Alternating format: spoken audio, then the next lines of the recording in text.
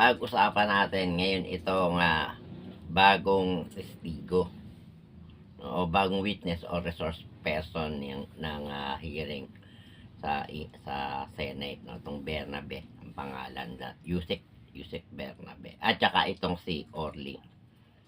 No? Alam nyo, parang mas kapanipaniwala yung sinasabi ng Orly. No? At ang pinagtataka ko talaga, bakit yung mga binanggit ni Diskaya, parang hindi nila pinaniwalaan. No? Ngayon, mas kapanipaniwalang yung pinagsasabi nitong mga DPWH, which is sila naman talaga ang kumita. Bagay, kumita rin itong mga Diskaya dahil nakita naman natin sa mga sasakyan, no? Yung mga luxury car nila. No? Dapat pare-para silang makulong at mas maparusahan. Pero dapat, yung pinakaulo ang makuha. Kasi hindi matitigil yung mga yan. Ay, nung panahon ni Duterte, hindi sila makapagnakaw eh. Mahigpit eh.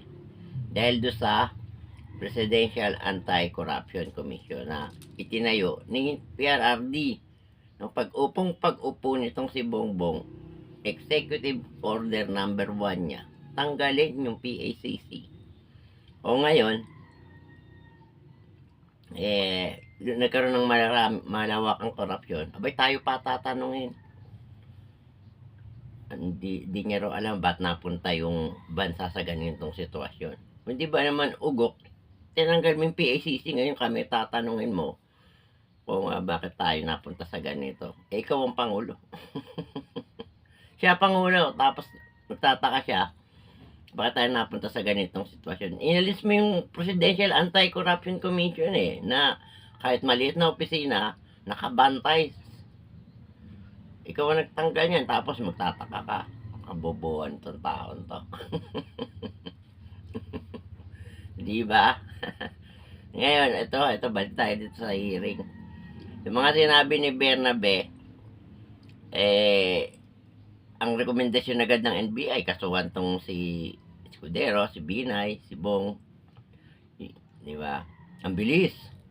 Basta, kung mapapansin nyo, pag kasi Boying ang humawak ng witness, ang bilis.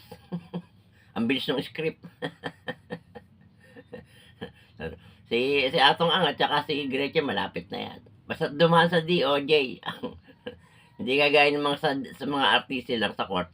Ang demandahan, matagal-tagal, narigang mabusisi.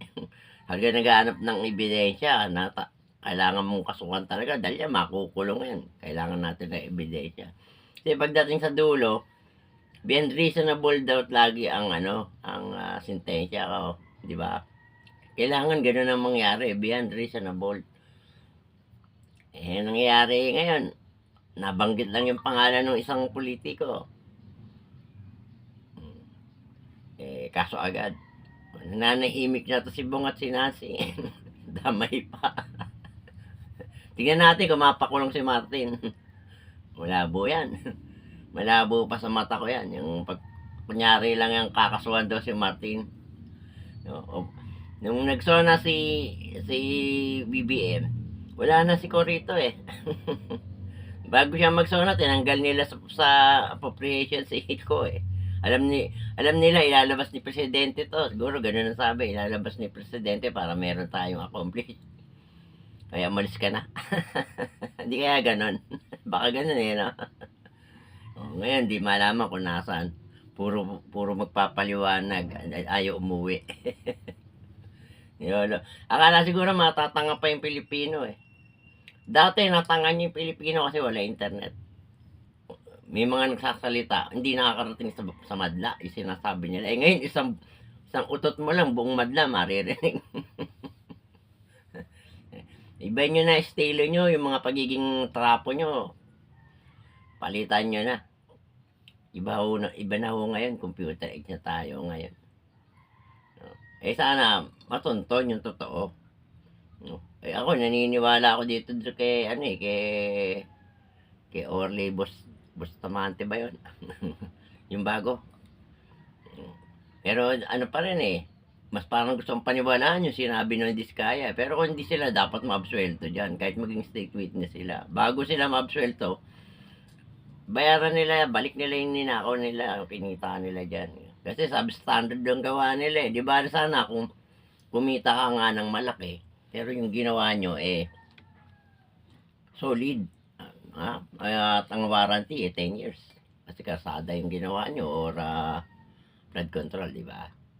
Ganun po sana, ano, bigyan nyo pa rin ng, ano, ng sanksyon. Parusahan nyo pa rin. Hindi yung porket naging state witness eh, absuelto. Mali yun. Ang nagdurusa ngayon, kagaya ngayon may bagyo. Sigurado yung mga dumadanas ngayon ng baha, nagdurusa yan, imbis na nagagamit yung tax nila para dyan sa ano. Ginagawa yung ano eh, yung PG yung mga Pilipino, lalo yung mahihirap. Ginagawang PG nitong mga politiko na to. Abutan ng 2,000, pero kung bilyon naman ang kinita nila. Yung mag-i-eleksyon yan, may abutan, 1,000, 2,000, di ba? Ginagawa tayong patay gutom, tapos pag may kalamidad, abutan tayo sa supot. Supot na pang isang araw, 2 araw. Eh, ilang araw yung perwisyong aabutin mo sa baha. Di ba? Ilang araw kayong hindi makagawa ng paraan para kumita. Anyway, maraming salamat sa inyong panonood. Pakipollow po ang aking Facebook, YouTube at TikTok. Lamang po. God bless us all.